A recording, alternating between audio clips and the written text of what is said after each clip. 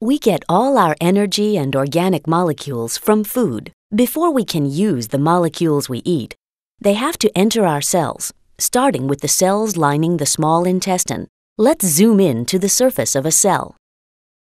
The plasma membrane is selectively permeable. Some molecules can move across it, while others cannot.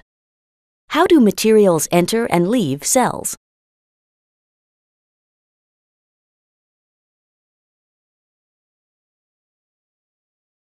Lipids, such as these yellow molecules, can dissolve in the lipid bilayer. Notice how they move down their concentration gradient, from where they are more concentrated to where they are less concentrated. This is an example of diffusion. Diffusion is a form of passive transport. It does not require energy from the cell. Most molecules can't cross the lipid bilayer. Here, the sugar fructose moves into intestinal cells by facilitated diffusion, moving down its concentration gradient through a transport protein. Facilitated diffusion doesn't require energy from the cell, so it's also a form of passive transport. Water crosses the plasma membrane by facilitated diffusion, or by diffusing across the lipid bilayer directly.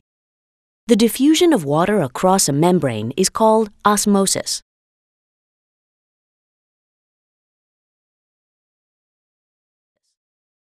The sodium-potassium pump moves ions against their concentration gradient, from where they are less concentrated to where they are more concentrated. This requires energy from the cell and is known as active transport. Energy from ATP is used to move sodium ions out of the cell and potassium ions in. Another type of active transport is co-transport.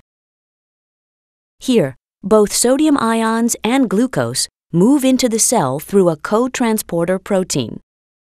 Sodium ions move down the concentration gradient created by the sodium-potassium pump, and glucose moves against its concentration gradient.